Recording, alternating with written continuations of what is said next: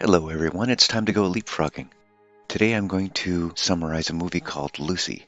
This is about a woman who is accidentally caught in a dark deal, turns the tables on her captors, and transforms into a merciless warrior, evolved beyond human logic.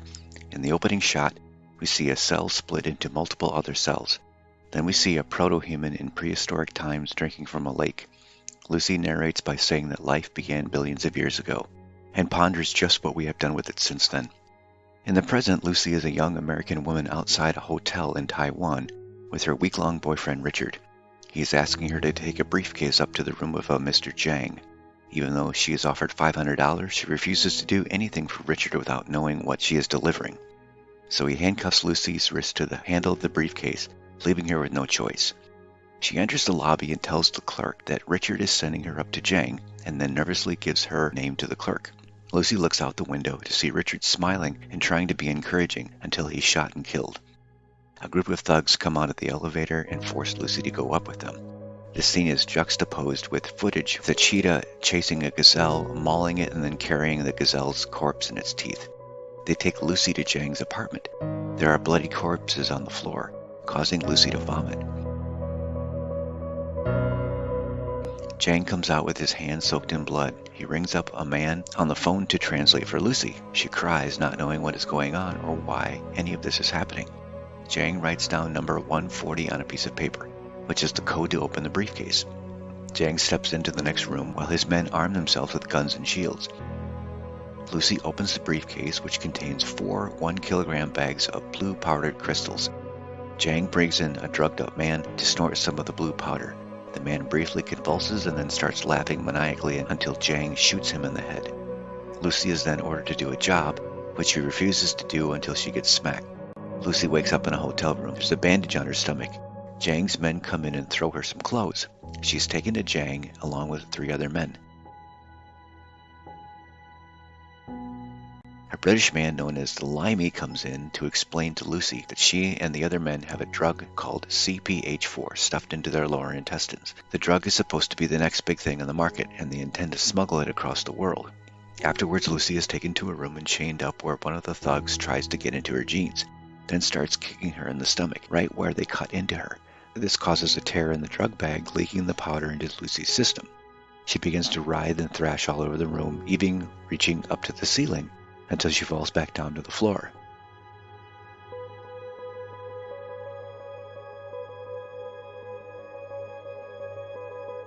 As all this happens, we meet Professor Samuel Norman giving a lecture to a classroom on his research of the brain's capacity.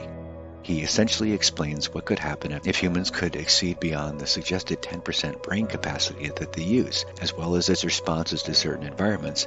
This would allow the brain to submit to immortality or reproduction. Basically, if the subject doesn't like their environment, they could choose immortality and move elsewhere, but if they were happy with their setting, they would be inclined to reproduce. If, say, humans could reach up to 40%, they can manipulate matter. One student asks Norman what would happen if humans reached 100%. He says he has no idea.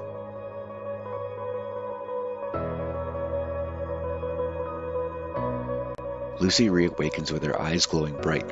She sits upright, calmer than before. A thug comes into the room and Lucy spreads her legs to tempt him. The thug smiles and lays down his gun on the table. As he walks over to her, Lucy grabs his belt and flips him over, then pulls the table over to take the gun. After she frees herself, she shoots the other thugs as they're eating. She gets shot in the shoulder, and she is able to take the bullet out without feeling pain. She then eats all of the thugs' food before leaving. She finds 2 taxi drivers outside, shoots one in the leg, and gets one of them to take her to the hospital. On her way to the hospital, Lucy has heightened senses and is able to hear people's voices from outside the car. When she gets to the hospital, she's able to clearly read the signs as if they were in English to her. She gets to an operating room where doctors are working on a man. Lucy looks at the patient's x-ray scans and then shoots the man, stating to the doctors that they wouldn't have been able to save him because the tumor in his brain has already spread far enough. She forces the doctors to take the bag out of her stomach. She then calls her mother to tell her that she feels everything. The air, the blood in her veins, the heat leaving her body, and is able to access the deepest parts of her memories, like when she was sick as a child or even petting a cat when she was barely a year old. She tells her mother that she loves her before hanging up. The doctor pulls the bag of drugs out of Lucy's stomach, and after she tells him that it's CPH4, he tells her that this is something that pregnant women produce 6 weeks into their pregnancy as nutrients for the fetus, and that the doctor is surprised Lucy has survived this long with it in her body.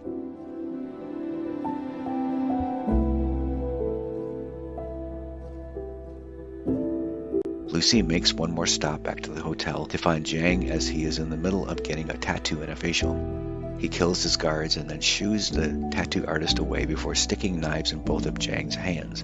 With her newfound power, she does a Vulcan mind meld into his brain and sees where the other 3 drug mules are going based on images of their plane tickets. She leaves and Jang lets out a pained scream. Lucy goes to the apartment of her friend Carolyn to use her laptop. She reads all of Norman's research in a matter of seconds, then contacts him to tell him what she's read. He's astonished to hear that she read everything, even as she continues to explain what she is feeling and experiencing.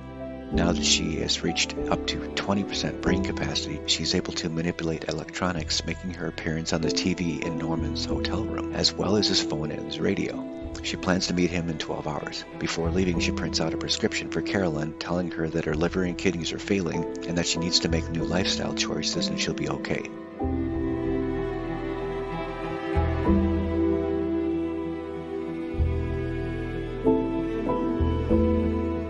News about Lucy shooting the patient has spread, so she makes her way through the airport. She changes her hairstyle and color. She calls a French policeman, Captain Pierre Del Rio, to inform him of the other drug mules. She then boards the plane and continues her research on the brain, typing on her laptop at rapid-fire pace. The flight attendants ask her to turn off her computer, and Lucy asks for a glass of champagne, while also telling one flight attendant to wipe her nose without looking, and the lady's nose bleeds after. Lucy is given the champagne glass and toasts to knowledge. She sips and then 40% flashes on screen. She discovers a tooth in her glass and then she spits up 3 more teeth. Then her skin starts to disintegrate in plain sight of the passengers and flight attendants. Lucy runs to the bathroom where her fingers start to disappear and her face begins to sort of melt. She pulls out the rest of the CPH4 and snorts it, restoring herself to normal, but she passes out. Lucy wakes up in a hospital room with Del Rio and a few other officers and doctors waiting. Right after they have apprehended the other drug mules, she sits up instantly to the alarm of a nurse. Lucy leaves the room and is surrounded by armed men. With a wave of her finger, she's able to put them all to sleep except for Del Rio.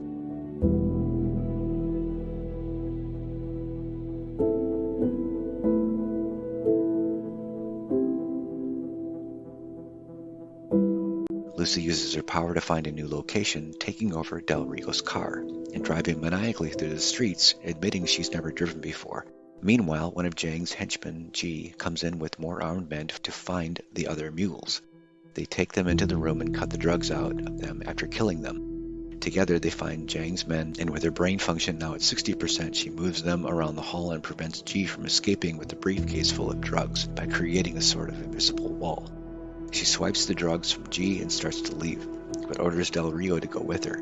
Lucy and Del Rio find Norman and his colleagues in a university. He thinks he is of no use to her, but she walks over to him and kisses him, asking him to come as a reminder.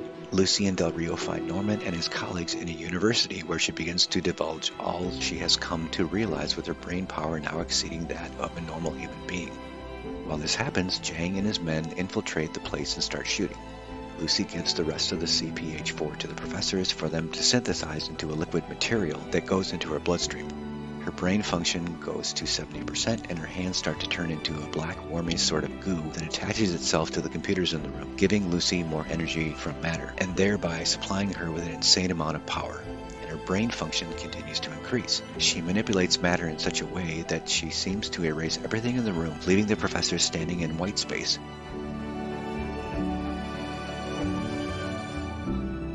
Before creating some kind of new age supercomputer before their eyes. From outside, as Jang's men are shot down by the police, he orders G to do something. G takes a rocket launcher and blasts through the room, sending Lucy thousands of miles to Times Square.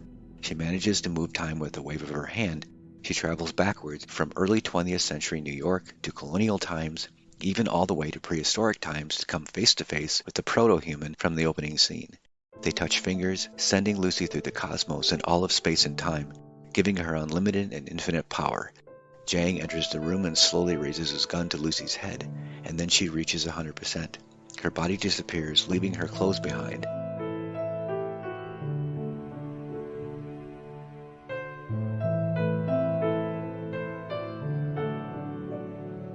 Jang fires his gun at nothing. Del Rio comes in and shoots Jang to death. The black matter in the room disappears and morphs into a flash drive that lands in Norman's hands, thus expanding and completing his research. Del Rio asks where Lucy is. A message appears on his phone saying, "I am everywhere." The film concludes with an overhead shot of Jang's corpse while Lucy's voice says this is what can be done with life.